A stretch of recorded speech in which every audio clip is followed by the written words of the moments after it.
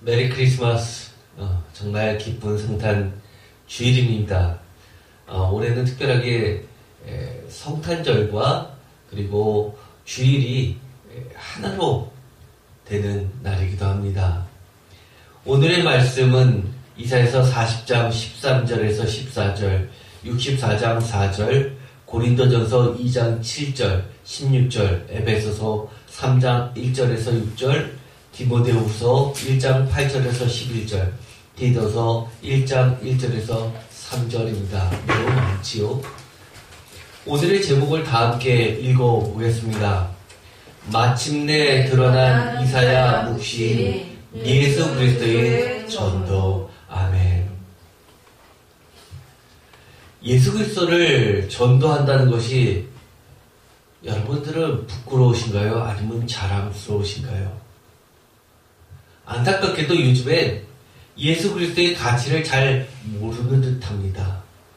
오늘 성탄절을 맞이해서 기쁜 성탄절이라고 하는데 그 기쁜 성탄절의 기쁨이 왜 그리 기쁘신가요?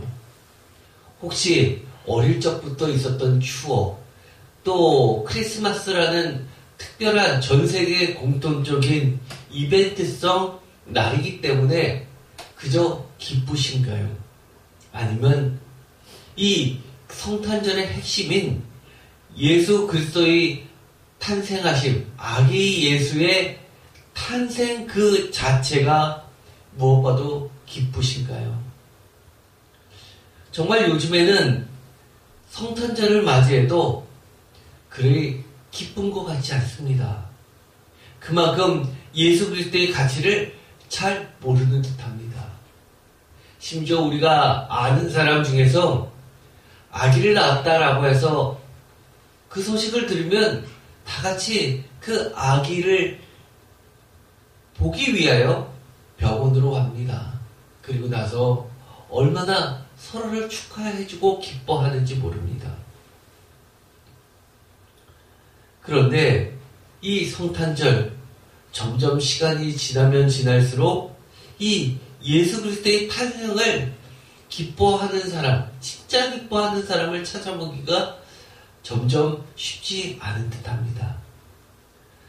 나는 어릴 적부터 또는 어쩌다 예수님을 믿게 되었는데 앞으로는 안 믿자니 구원보장, 보험 하나 해약하는 찜찜함이 있어서 계속 어떻게든 끌고 가긴 해야겠는데 그러자니 남한테는 권하기가 왠지 적극적일 수 없는 애매한 상황에 놓인 사람들도 꽤 있을 듯합니다. 2022년 성탄절을 맞이하여 그저 마냥 즐거운 휴일을 맞이하는 것이 아니라 정말 내 인생의 최고의 가치를 만나는 가슴 벅찬 시작의 날이 되었으면 정말 좋겠습니다. 이제는 예수 그리스도를 전도하는 것이 더 이상 그리스도인의 하나의 열매인 것처럼 그런 의무감이 아니라 마치 흔히들 이야기하듯이 나중에 예수 그리스도 앞에 천국 가기에 앞서 전도를 얼마나 했느냐라는 이 전도 가지고 하늘의 상급이 마치 달라지는 것 같이 어떤 성적을 채우기 위한 그런 의무감이 아니라 정말 소중한 보물을 소개하고 선물하는 내 인생의 자부심과 긍지가 되었으면 좋겠습니다. 오늘의 말씀 이사야서 40장을 보면 10절에 특별히 이런 말씀이 나오게 됩니다. 보라, 주 여호와께서 장차 강한 자로 임하실 것이요 친히 그의 팔로 다스리실 것이라. 보라, 상급이 그에게 있고 보응이 그의 앞에 있으며. 표준세 번역으로 읽어보겠습니다. 만군의 주 하나님께서 오신다. 그가 권세를 잡고 친히 다스리실 것이라. 보라, 그가 백성에게 주실 상급을 가지고 오신다. 백성에게 주실 보상을 가지고 오신다. 라고 선언하고 있습니다. 마치 이 10절을 보면 주 여호와께서 이 땅에 임하시는데 마치 승전가를 부르면서 입성하고 있는 어떤 강한 군대 장관을 보는 듯합니다. 그런데 오늘 우리가 돌이켜보면 예수 그리스도의 탄생, 아기 예수의 탄생은 이 이사야서 40장 10절에서 예언한 것과는 사뭇 다른 모습으로 오셨습니다. 장군의 모습이 아니라 또는 전 세계를 다스리시는 그런 천황의 모습이 아니라 정말 힘없고 연약한 어린 아기의 모습으로 오셨다는 겁니다. 그런데 이 왕의 특징, 온 세상을 다스릴 만왕의 왕의 특징은 11절에 자세하게 그려내고 있습니다. 다 같이 읽겠습니다. 그는 목자같이 양떼를 먹이시며 어린 양을 그 팔로 모아 풀에 안으시며 젖먹이는 암컷들을 온순히 인도하시리로다. 아멘. 어떠신가요? 이 11절을 보면 칼을 들고 위협하는 모습이 아니라 정말 아기 예수님이 무럭무럭 자라나셔서 오늘 우리가 알고 있는 그런 모습입니다. 우리의 목자가 되시는, 목자같이 양떼를 먹이시되 어린 양을 그 팔로 모아 풀에 앉으시면서 뿐만 아니라 젖먹이는 암컷들은 혹시나 이 놀랄까 정말 애지중지하면서 온순히, 표준세 번역은 조심스럽게 라고 번역하면서 인도하신다고 말씀하십니다. 그런데 이 9절 다음으로 나오는 이 12절부터 이 14절까지의 말씀은 정말 놀랍습니다. 누가라고 12절에서도 이야기하고 또 13절에서도 누가라고 이야기하고 14절에서도 누가라고 이야기하면서 이 12절부터 14절까지를 이 땅에 임하시는 하나님의 그 위험하심을, 세상의 그 어떤 것도 감히 견딜 수 없음을 드러내고 있습니다. 12절, 누가 손바닥으로 바닷물을 헤아렸으며 뼘으로 하늘을 쟀으며 땅에 티끌을 되에 담아 보았으며 접시 저울로 산들을 막대 저울로 작은 언덕들을 달아 보았느냐. 이 12절을 읽어보면 무엇이 생각납니까? 욥기가 생각나지 않습니까? 무려 70가지의 예를 들어서 전지전능하신 창조주 하나님을 묘사하고 있는 것의 요약본처럼 보입니다. 저는 과거에 이 12절을 읽으면 정말 어이가 없다고 생각을 했었습니다. 여러분은 어떠신가요? 손바닥으로 바닷물을 헤아려 볼다는 그 생각조차 해보신 적 있습니까? 누가 손바닥으로 바닷물을 헤아려 보면서 이 바닷물의 양이 한 웅큼, 두 웅큼 하고 세고 있다면 여러분들은 어떻게 생각하십니까? 게다가 뼘으로 하늘을 쟀으며 라고 이야기합니다. 뼘으로 하늘을 재본들, 사실 이 뼘으로 하늘을 잰다는 것은 저도 아주 어렸을 때는 해본 적이 있습니다. 하늘을 쳐다보면서 하늘이 얼마나 큰지라고 하면서 이 뼘으로 한 뼘, 두 뼘, 세 뼘 이렇게 재본 적은 있지만 이상한 거는 눈 가까이 됐을 때하고 저 멀리 팔을 뻗쳐서 하늘을 쟀을 때 이 크기가 달라지는 것 때문에 신기하다 생각했었습니다. 그런데 실제로 성경은 이렇게 이야기합니다. 뼘으로 하늘을 재보신 분이 계시다는 겁니다. 거기다가 땅의 티끌을 되에 담아 보신 분도 계시다는 겁니다. 접시 저울로 산들을, 막대 저울로 작은 언덕들을 달아보신 분이 바로 주 만군의 여호와 하나님이시라고 이야기합니다. 그러면서 13절에 이렇게 이야기하죠.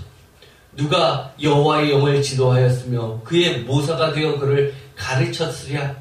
14절 그가 누구와 더불어하여 의논하셨으며 누가 그를 교훈하였으며 그에게 정의의 길로 가르쳤으며 지식을 가르쳤으며 통달의 도를 보여주었느냐.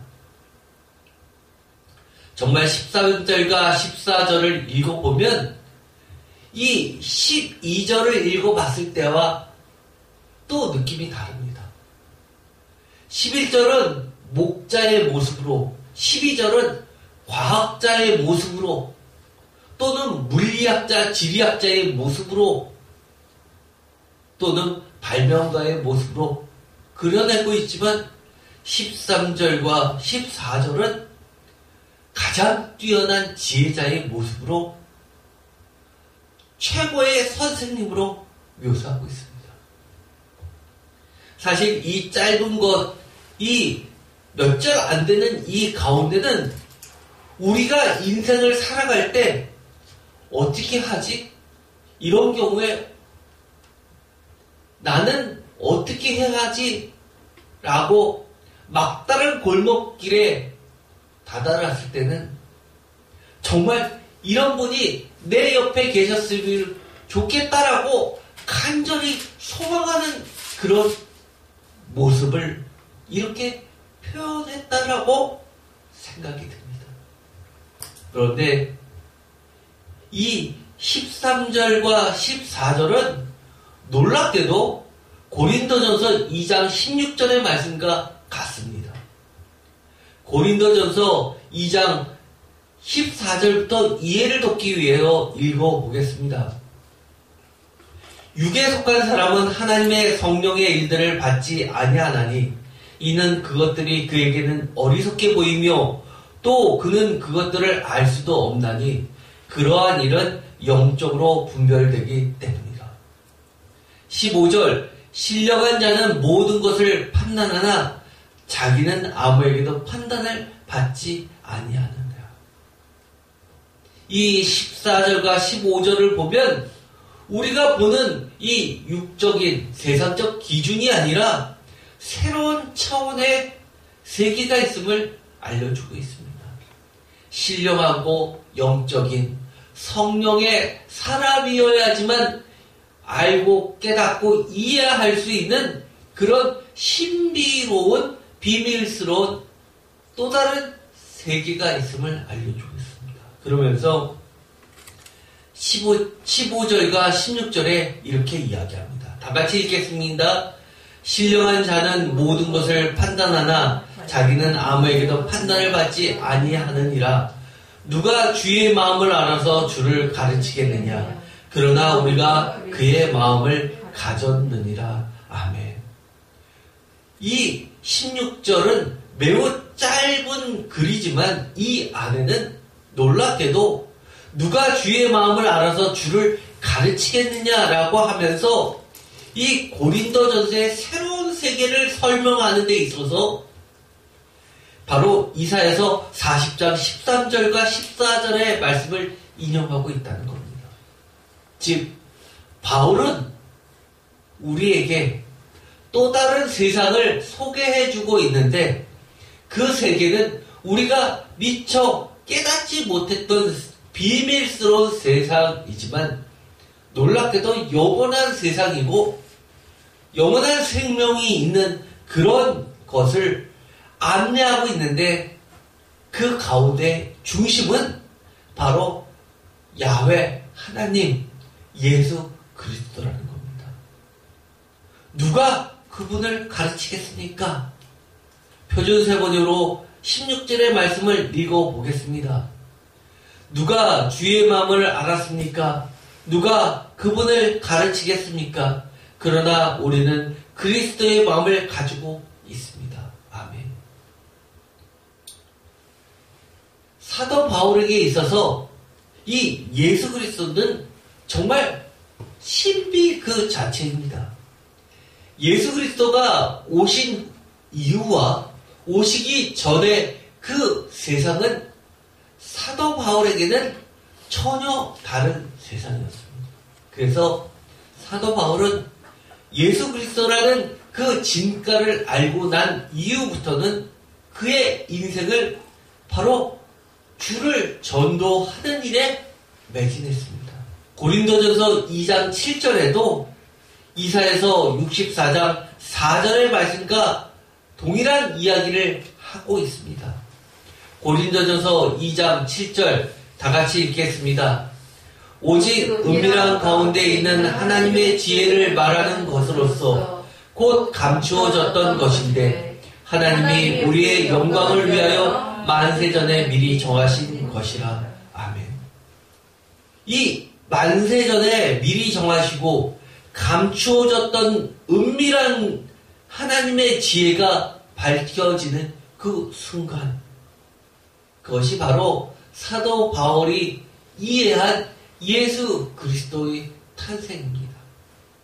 오늘 성탄절은 바로 예수님을 만난 사람들에게 있어서는 어떠한 날이냐 하면 곧 감추어졌던 것인데 만세전에 미리 정하신 은밀한 가운데 있는 하나님의 지혜가 우리도 알 수 있도록 펼쳐지는 날이라는 겁니다. 즉 개봉박두라고 했는데 실제 그 날이 다가와서 상영되는 그 첫 시간이라는 겁니다.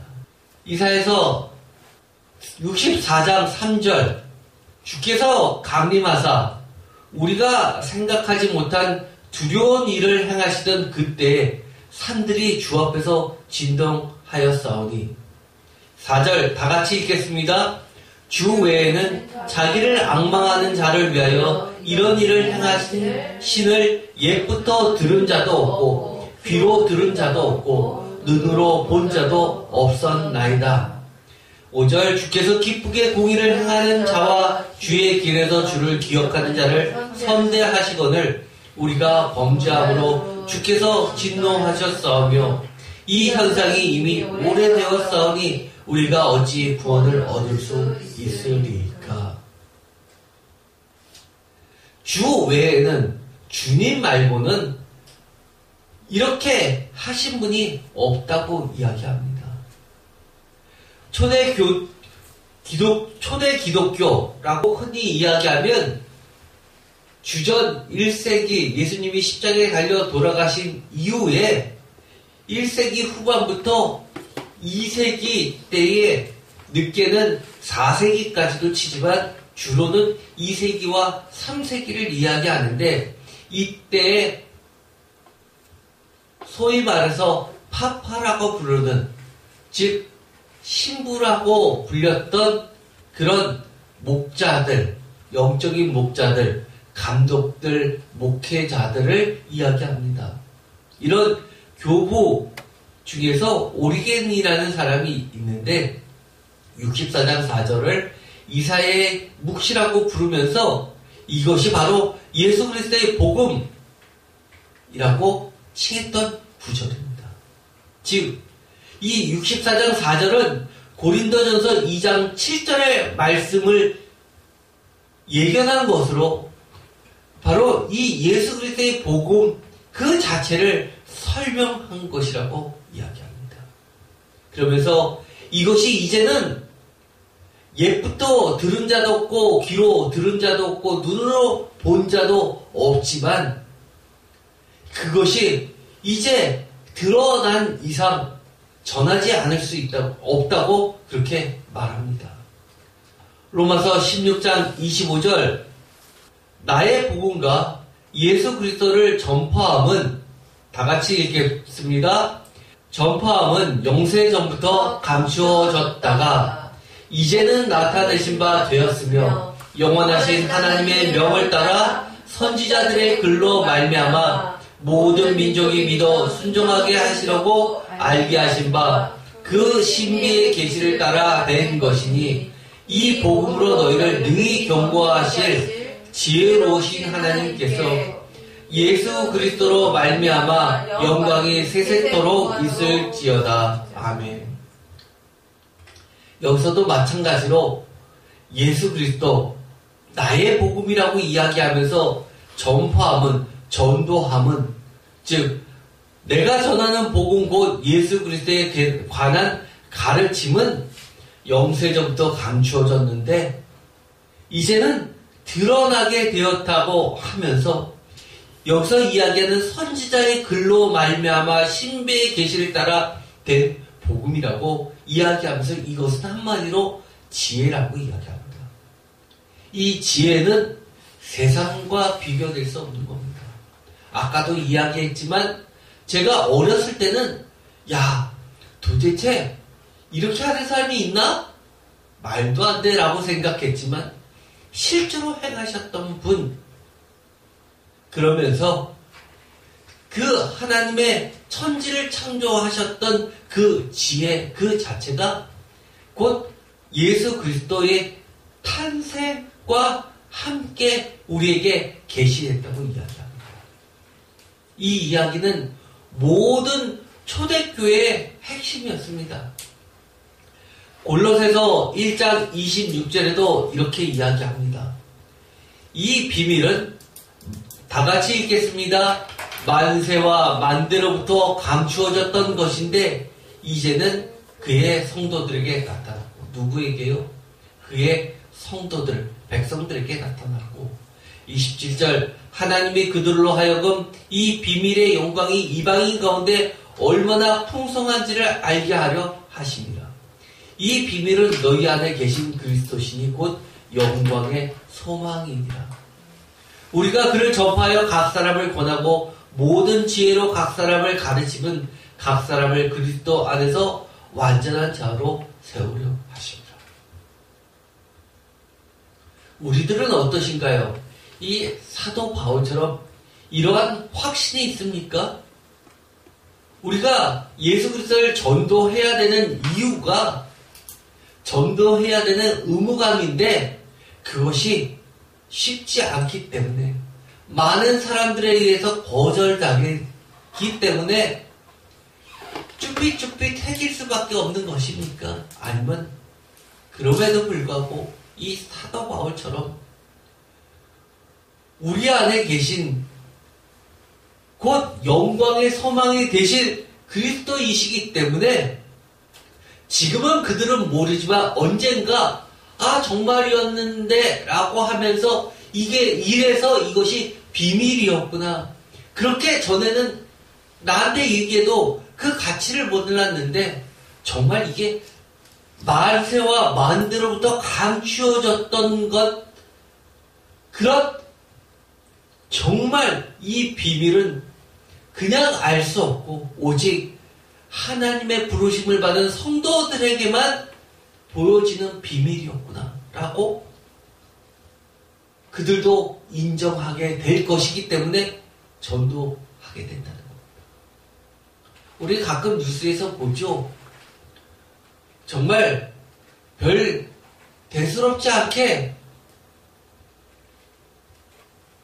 고고 물을 사고 파는 어떤 중고 시장에서 샀는데, 벼룩시장에서 샀는데 할아버지가 손자에게 선물로 줬고 그 손자가 어른이 돼서 우연찮게 그것을 경매에다가 맡겼더니만 단순히 할아버지 때부터 내려왔던 것이니까 한 50년 됐고 할아버지도 그 전에 것이라고 얘기를 들었으니까 대충 계산하면 100년은 됐겠지. 100년 된 건 뭐든지 값어치가 그래도 얼마는 되겠지라고 생각해서 냈는데 그것이 1억이 넘고 2억이 넘고 10억이 넘고 그래서 그것이 뉴스로 나오는 경우를 우리 종종.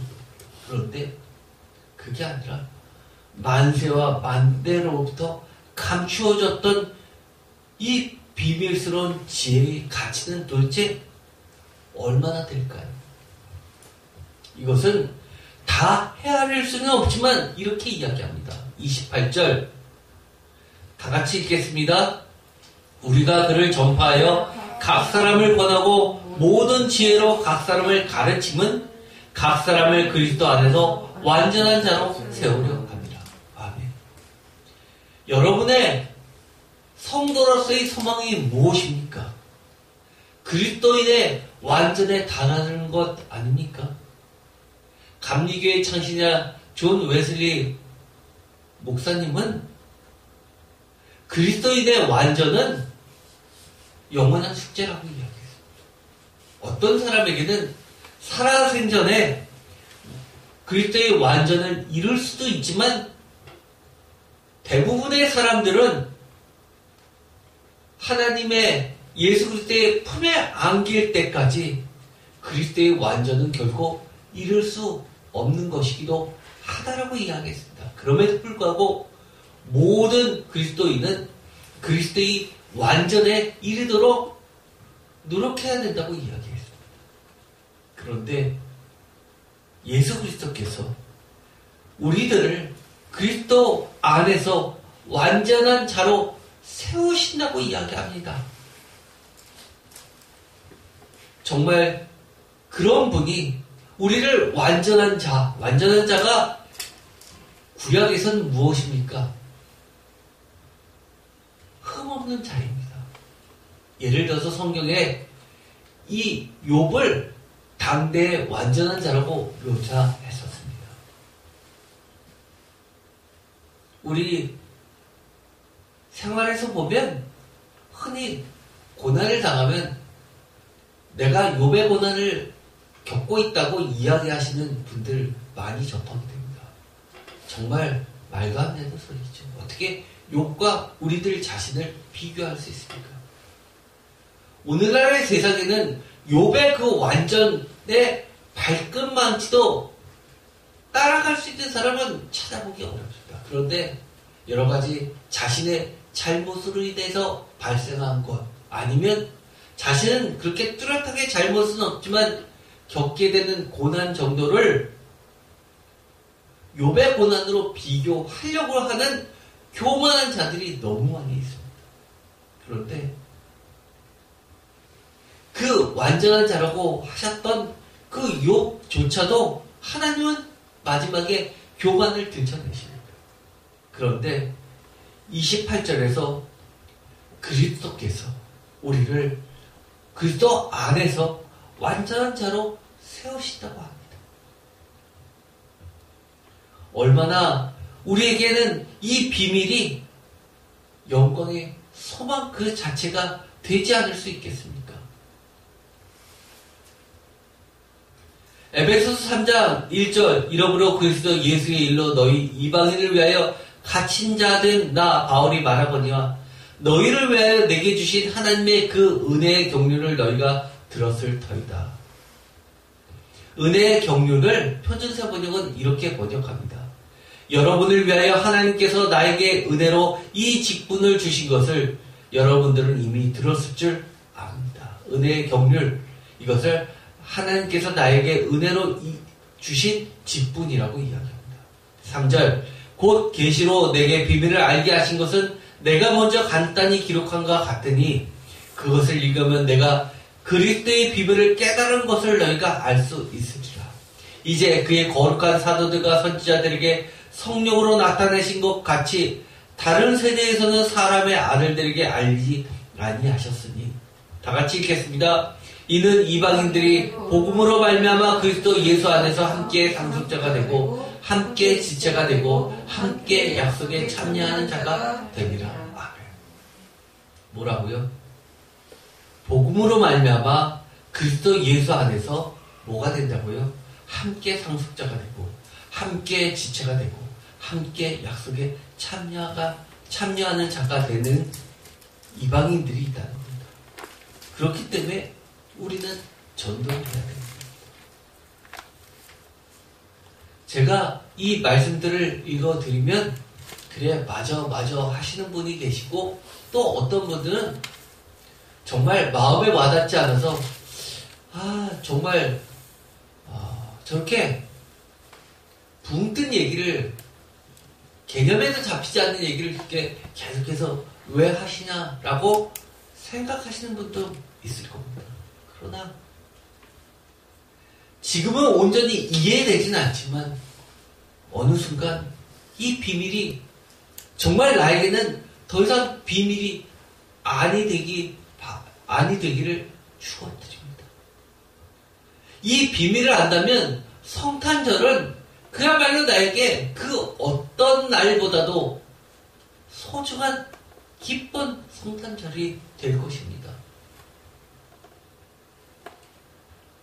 요즘에 그렇죠. 새로 남자친구, 여자친구를 사귀게 되면 이렇습니다. 갑자기 오늘이 우리 사귄 지 며칠째 됐는지 알아? 라고 물으면 상대방이 당황하는 사람도 있고, 그것을 딱 계산해서 언제 물어보더라도 오늘이 며칠째야 라고 이야기하는 사람이 있어요. 그런 거 말고요. 디모데후서 1장 8절. 그러므로 너는 내가 우리 주를 증언한가 또는 주를 위하여 갇힌 자 된 나를 부끄러워하지 말고 오직 하나님의 능력을 따라 복음과 함께 고난을 받으라. 그 비밀의 가치를 안 사도 바울의 삶은 어땠습니까? 우리 주를 증언함에 대해서 전혀 부끄러워하지 않았을 뿐만 아니라, 그러다가 갇힌 자 된, 쉽게 말해서 오늘날로 이야기하면 무엇입니까? 빨간 줄 걷게 되고 감옥에 들어가게 된 나를 부끄러워하지 않았다고 이야기합니다. 어떤 사람들은 예수님을 전하려도 지혜롭게 해야지, 그게 뭐냐고 그렇게 하시는 분들 많이 계십니다. 그런데 사도 바울은 이렇게 이야기하죠. 오직 하나님의 능력을 따라 복음과 함께 뭐를 받는다고요? 고난을 받으라고. 내가 고난을 받았다고만 이야기하는 것이 아니라 다른 사람들에게 심지어 복음을 위하여 고난에 참여하라고 이야기합니다. 그것도 하나님의 능력을 힘입어서라고 이야기합니다. 사실 이 구절을 보면 이것은 그 다음 이야기고 왜 이런 말을 하게 되었는지 그 핵심이 더 중요합니다. 왜 이렇게 됐을까요? 사도 바울처럼 예수 그리스도의 그 가치를 이처럼 뼛속까지, 머리부터 발끝까지 가득 채운 사람이 어디 있습니까? 9절 다 같이 읽겠습니다. 하나님이 우리를 구원하사 거룩하신 소명으로 부르심은 우리의 행위대로 하심이 아니요 오직 자기의 뜻과 영원 전부터 그리스도 예수 안에서 우리에게 주신 은혜로 하심이라. 아멘. 거룩한 소명을 주시려고 우리를 부르셨답니다. 저는 오늘 성탄절을 맞이하여서 지금까지 했었던 성탄절의 메시지하고는 전혀 다른 메시지를 전하고 있습니다. 지금까지는 예수 그리스도의 나심이 얼마나 우리에게 기쁨이 되고 또 그분의 삶을 통해서 우리에게 빛이 되고, 그리고 여러 가지 가난한 자, 억울한 자, 그리고 고아와 과부들에게 힘이 된 친구가 되시고, 더 중요한 우리들의 죄를 용서해 주시는 구주가 되셨음을 주로 이야기했다면, 오늘은 이렇게 이야기하고 싶습니다. 그 가치를 다시 한번 되새기면서 이처럼 우리를 부르신 거룩한 소명의 부르심을 깨닫고 그 거룩한 소명을 다시 한번 일깨우는 성탄절이 되었으면 좋겠다는 겁니다. 10절 이제는 우리 구주 그리스도 예수의 나타나심으로 말미암아 나타났으니 그는 사망을 패하시고 복음으로써 다 같이 읽겠습니다. 생명과 썩지 아니할 것을 드러내신지라 내가 이 복음을 위하여 선포자와 사도와 교사로 세우심을 입었노라. 아멘. 저는 이 구절을 읽을 때마다 가슴이 벅찹니다. 복음으로써 생명과 썩지 아니할 것을 드러내신 예수 그리스도. 누군가가 저에게 예수 그리스도의 의미가 무엇이냐고 물어보신다면 저는 서슴지 않고 제일 먼저 예수 그리스도는 영원한 생명이야 라고 말할 겁니다. 살아있을 때도 저에게 생명을 다시 주신 분도 주님이셨고, 또 제가 죽고 다시 부활의 모습으로, 부활의 몸으로 썩지 아니할 것으로 다시금 세우실 분도 예수 그리스도이시기 때문에 사망을 패하시고 복음으로써 생명과 썩지 않은 것을 언제나 드러내시는 분이 예수 그리스도이십니다. 그렇기 때문에 제가 제 사업도 접고 목회자가 되었습니다. 그 목회자의 여러 가지 기능이 있을 것입니다. 예를 들어서 목양의 기능도 있지만 또는 상담자의 기능도 있고 제사를 관장하는 제사장의 기능도 있지만 저는 무엇보다도 이 복음을 가르치는 교사로서의 목회자의 길을 걸어가고 싶었고 또 지금도 걸어가고 있는 겁니다. 11절에 이 교사로 세우심을 입었다라고 하는 이 구절은 사실은 송년 주일날 다음 해에 교사들을 세울 때 많이 인용하는 본문입니다. 그러나 주일학교 교사로 이 본문을 사용을 많이 하다 보니까 교사를 주일학교 교사로 동일시 이해하는 분들이 많이 있습니다. 그러나 이 11절에 나와 있는 이 교사는 초대교회에 있어서 전문 목회자였습니다.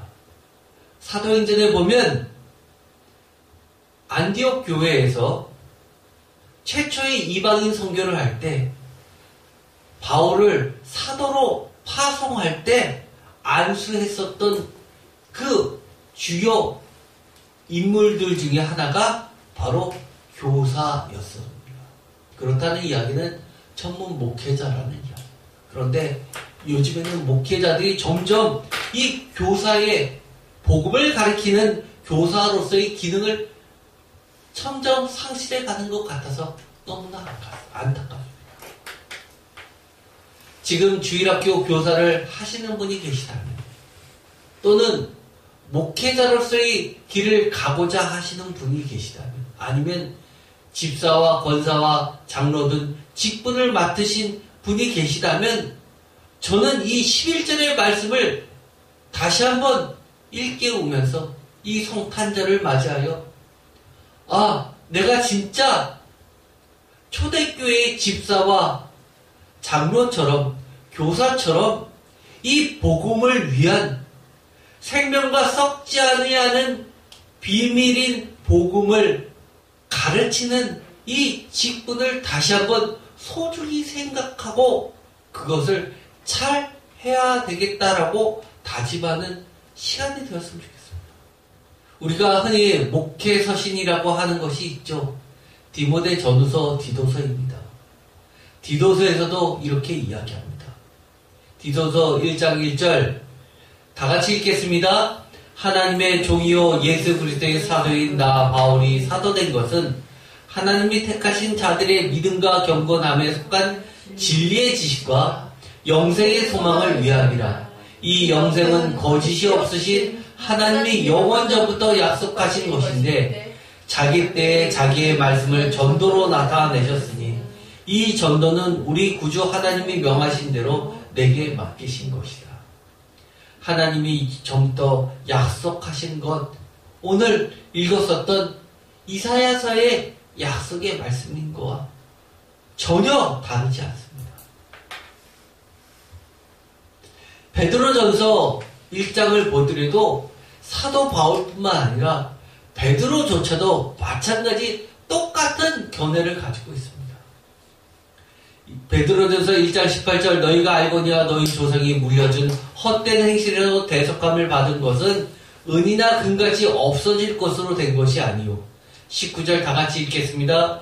오직 흠없고 점없는 어린 양 같은 그리스도의 보배로운 피로 된 것이니 그는 창세로 전부터 미리 알린 바 되시니나 이 말씀에 너희를 위하여 나타나신 바 되었으니. 아멘. 예수 그리스도의 가치가 무엇입니까?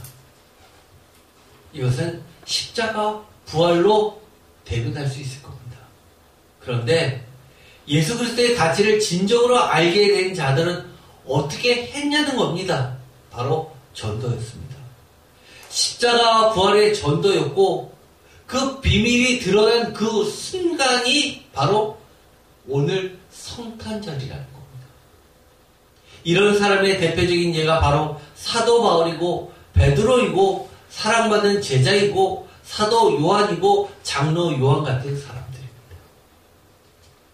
십자가 부활의 가치를 아는 자들은 결코 침묵하거나 자신만이 알고 있는 비밀로 남겨둘 수도 없으며 반드시 마침내 드러난 이 비밀인 예수 그리스도의 도를 다른 사람들에게 세상에 아니 좀 더 구체적으로 이야기한다면 자신도 안다고 말하지만 정말 그 가치를 모르는 자, 더 이상 비밀의 복음이 아닌 진부하고 빠른 소리 정도로 취급하는 모든 자, 즉 성도이지만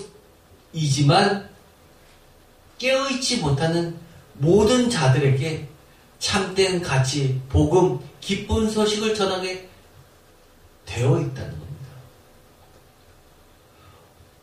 성탄절에 주로 읽혀지는 많은 본문들을 보면 깜깜한 한밤중에 예수님이 태어나셨습니다. 저는 그것이 너무나 갖고 있는 의미가 크다고 봅니다. 깜깜한 밤 가운데 마태복음에서는 온 어둠을 밝히는 큰 별을 빛을 이야기합니다. 오늘도 예수님은 태어나셨습니다. 그렇지만 예수님이 태어나신 2022년은 어떤 때입니까? 아직도 깜깜한 세상입니다. 예수님을 모르는 자들에게 깜깜한 밤은 너무나 당연하지만 제가 더 심각하게 생각하는 것은 소위 나도 예수님을 믿고 교회에 나간다고 나도 그리스도인이라고 생각하는 사람들조차도 여전히 깜깜한 밤이라는 것.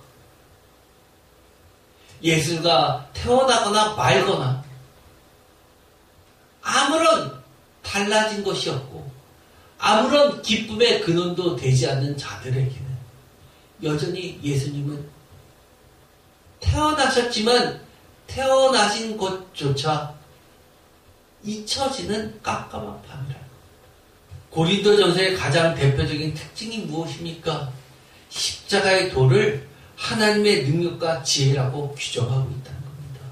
그러면서 고린도전서 1장 17절에 보면 그리스도께서 나를 보내심은 세례를 베풀게 하려 하심이 아니요 오직 복음을 전하게 하려 하심이로되 말의 지혜로 하지 아니하면 그리스도의 십자가가 헛되지 않게 하려 합니다. 아멘. 그리스도께서 나를 보내시면 세례를 베풀게 하려 하심이 아니요. 이 말은 어마어마한 말입니다. 세례를 베풀게 한다는 것이 무엇입니까? 예수님을 믿지 않는 자들을 우리가 흔히 요즘에 이야기하는 전도 아닙니까? 전도해서 교회로 데리고 와서 세례를 받게 하는 거 아닙니까? 그때 사도 바울은 이렇게 이야기합니다. 그리스도께서 나를 보내심은 세례를 베풀게 하려니 아니라고 이야기합니다. 그렇다고 세례를 받았다고 진짜 복음을 깨닫고 믿었느냐? 아니라는 이야기입니다. 세례를 받았다고 내가 그리스도인이라고 고백한다고 정말 그리스도의 십자가의 도가 헛되지 않게 되었냐라고 물으면 그렇지 않다는 얘기입니다. 다른 말로 바꿔볼까요? 그리스도께서 나를 보내심은 세를 베풀게 하려 하심이 아니오를 제가 이렇게 읽어볼까요? 그리스도께서 나를 보내심은 내가 세상에서 복받게 하기 위함이 아니라 내가 어려울 때 기도해서 그 위험을 피하기 위함이 아니라 라고도 읽을 수 있는 겁니다. 십자가의 도가 멸망하는 자들에게 미련한 것이요 구원을 받는 우리들에게는 하나님의 능력이야. 정말 우리의 삶 가운데 하나님의 능력이 나타나고 있습니까? 우리의 삶 가운데 십자가의 도가 드러나고 있습니까? 죽음이, 멸망이, 여러 가지 악한 것들이 패하고 정말 생명과 썩지 아니할 것들이 우리의 삶 가운데 드러나고 있습니까? 19절 기록된 바 내가 지혜 있는 자들의 지혜를 멸하고 총명한 자들의 총명을 폐하리라 하였소. 한마디로 세상의 기준으로 평가하는 모든 것들을 하나님이 무너뜨리신다는 겁니다. 세상의 기준으로 이 복음을 잣대질하고 이 복음을 세상의 것들로 포장하려는 모든 것들을 폐하시고 멸하신다고 이야기하는 겁니다. 이사야서 29장 13절 주께서 이르시되 이 백성이 입으로는 나를 가까이하며 입술로는 나를 공경하나 그들의 마음은 내게서 멀리 떠났으니 그들이 나를 경외함은 사람의 계명으로 가르침을 받았을 뿐이다. 지금도 우리들은 사람의 계명으로 가르침을 교회에서 받고 싶어 하는 사람들이 너무 많다는 겁니다. 하나님의 말씀을 배운다고 하면서 온갖 세상의 유명한 사람들의 책들의 내용과 논리들을 가지고 하나님의 말씀을 난도질하고 있습니다. 14절 그러므로 내가 이 백성 중에 기이한 일 곧 기이하고 가장 기이한 일을 다시 행하리니 그들 중에서 지혜자의 지혜가 없어지고 명철자의 총명이 가르치리라. 기이한 일 곧 기이하고 가장 기이한 일. 정말 이것으로 어떻게 더 이상 표현할 길이 없어서 이렇게 쓴 것 아닙니까? 기이한 일, 기이하고 가장 기이한 일. 놀랍고 놀랍고 또 놀랄 일. 세상으로서는 도저히 설명 불가능한 일. 그것이 바로 예수 그리스도의 도입니다. 고린도전서 3장 18절 아무도 자신을 속이지 말라. 우리는 계속해서 자신이 속고 있다는 사실조차도 모릅니다. 왜요? 너희 중에 누구든지 이 세상에서 지혜 있는 줄로 생각하거든 어리석은 자가 되라. 그리하여 지혜로운 자가 되리라. 내가 좋은 대학을 나오고 내가 높은 위치에 차지하고 내가 많이 배웠으면 지혜가 있다고 생각하십니다. 그래서 내가 하나님의 말씀을 많이 안다고 생각합니다. 이 세상 지혜는 하나님께서 어리석은 것이니 19절 기록된 바 하나님은 지혜 있는 자들로 하여금 자기 꾀에 빠지게 하시는 이라 하였고 20절 또 주께서 지혜 있는 자들의 생각을 헛것으로 아신다 하십니다. 우리가 가치 있다고 여기는 모든 것들이 사실 헛것이라면 어떻게 되겠습니까? 우리의 사랑하는 사람이 헛것을 쫓아간다면 여러분은 어떻게 하십니까? 우리의 사랑하는 자녀가 헛것을 쫓아간다면 하나님께서는 결국은 다 필요 없어. 이런 거 다 갖고 오지 말고 내가 이걸로만 모든 것을 심판할게라고 한다면 어떻게 하시겠습니까? 그러면 하나님의 지혜만을 하나님의 말씀만을 우리가 전하지 않겠습니까? 가르치지 않겠습니까? 욥기 5장 12절 하나님은 교활한 자의 계교를 꺾어서 그들의 손이 성공하지 못하게 하십니다. 13절 지혜로운 자가 자기의 계략에 빠지게 하시며 강교한 자의 계략을 무너뜨리심으로 그들은 낮에도 어둠을 만나고 대낮에도 더듬기를 밤과 같이 하느니라. 얼마나 무서운 말입니까? 낮에도 뭐를 만나게요? 어둠을 만나고 대낮에도 더듬기를 밤과 같게 하시는 지혜로운 자가 자기 계략에 빠지게 하시고 강교한 자가 계략을 무너뜨리게 하시는데 오늘도 성탄절은 여전히 깜깜한 밤에 고린도전서 2장 8절에 이렇게 이야기하십니다. 이 지혜는 이라고 시작하는데 이 지혜는 7절에 있는 것처럼 오직 은밀한 가운데 있는 하나님의 지혜를 말하는 것으로서 곧 감추어졌던 것인데 하나님이 우리의 영광을 위하여 만사전에 미리 정하신 것이라고 합니다. 이 지혜가 이 세대의 통치자들이 한 사람도 알지 못하였나니 만일 알았더라면 영광의 주를 십자가에 못 박지 아니하였으리라. 다른 말로 읽어볼까요? 사람들이 정말 만일 알았더라면 오늘 탄생하신 예수 그리스도를 분명 기쁜 마음으로 받아들이고 또 그 예수를 전하지 않겠습니까? 이렇게도 읽을 수 있는 겁니다. 이제 정리하고자 합니다. 첫 번째 질문입니다. 이 기쁜 성탄절, 아기 예수 탄생하심이 나에게는 정말 기쁨이 되십니까? 여러분들에게는 이 성탄절의 기쁨의 이유는 무엇입니까? 정말 기쁘십니까? 다른 날보다 더욱 기쁘십니까? 아니면 오늘이 휴일이기 때문에 기쁘십니까? 어떤 사람이 이런 분도 들어봤습니다. 아니 다른 날들은 다 대체 공휴일이 있는데 왜 성탄절은 대체 공휴일이 없냐고 하시는 분도 들어봤습니다. 정말 성탄절을 맞아요.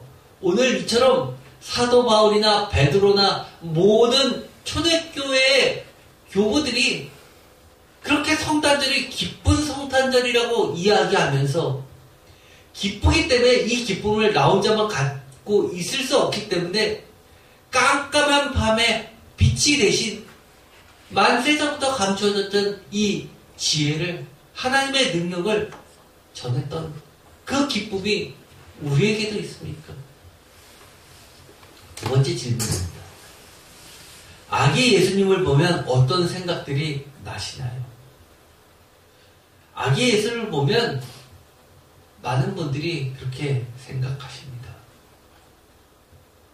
정말 겸손한 자, 낮고 낮은 자를 돌보시는 분들 맞지요? 이사야서에 이야기하면 제가 세인교회를 개척하고 첫 번째 맞는 성탄절날 했던 설교를 보시면 정말 성탄절의 의미는 첫 번째 뭐라고 하였습니까? 기억나십니까? 기억 안 나십니까? 보통 목회자가 돼서요, 첫 번째 하는 설교들은 굉장히 중요하다고 생각해서 일부러 첫 번째 메시지를 전합니다. 저도요, 신학교에 갈 때 만약에 내가 성탄절을 계속해서 절기를 맞이할 텐데 그 여러 가지 메시지 위해서 첫 번째 맞는 성탄절은 이 말씀을 전해야지라고 생각했습니다. 한 게 있었습니다. 이것은 모든 목회자의 공통점입니다. 마찬가지로 부활절에는 많은 의미 중에서 이것부터 전해야지. 그런 마음들이 다 있습니다. 그런데 여러 가지 중에서 제일 첫 번째 하는 것이 있습니다. 바로 이사야서의 말씀을 인용하면서 뭐라고 이야기하냐면 말이 구유를 보면서 그 주인을 아는데 예수님께서 특별히 말 구유에 나신 것은 누가 주인이냐를 묻고 있는 것이라는 겁니다. 저는 아기 예수님은 저에게 있어서 정말 내 삶의 주인이 누구이냐라고 하나님이 묻고 계시는 것을 깨닫습니다.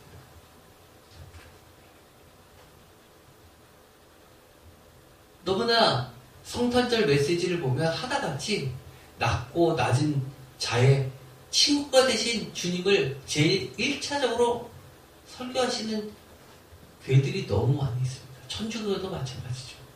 틀리다는 얘기가 아닙니다. 그러나 성경에 있는 1차적인 뜻은 이사야서의 말씀을 기준으로 누가 주인이냐를 묻고 있는 겁니다. 여러분에게 있어서 아기 예수님은 어떤 의미십니까? 내 삶의 주인이 바뀌셨습니까? 나의 주인이 원하시고 기뻐하시는 이 복음을 다른 사람에게도 명령을 따라서 전할 자세가 되어 있습니까? 세 번째, 아기 예수님의 탄생과 함께 온 세상에 구주로 오신 예수 그리스도를 의무감이 아닌 기쁨을 전하실 수 있으십니까? 사실 이것은 그렇다라고 답변하시는 분도 계시지만 야, 이거 정말 쉽지 않다라고 답변하시는 분도 계실 겁니다.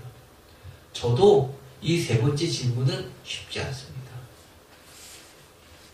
그러나 주님은 이것을 정말 원하고 계실 겁니다. 왜요? 누가복음에 보면 하늘에서도 천사들이 땅에 내려와서 찬송을 했습니다. 오늘도 찬송을 부르셨죠? 기쁘다 구주 오셨네. 정말 성탄절이 예수 그리스도의 오심이 온 세상에 구주로 오신 주님이시기에 정말 의무감이 아니라 우리의 진정한 기쁨이 되기를 축원드립니다. 기도하고 마치겠습니다.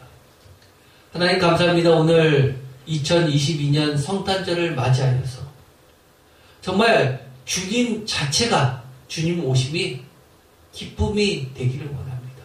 우리가 주님의 그 가치를 정말 안다면 아직도 주님의 가치를 모르는 깜깜한 밤에 사는 자들에게 빛을 전하게 하여 주시옵소서. 만세전부터 감췄던 그 비밀을 나만 알고 있지 않게 하시고 주님이 원하시는 것처럼 하나님의 능력과 지혜를 모든 사람에게, 심지어 자칭 그리스도인이라고 하지만 여전히 밤 가운데 있는 그들에게 전할 수 있게 하여 주옵소서. 예수 그리스도의 이름으로 기도드립니다. 아멘.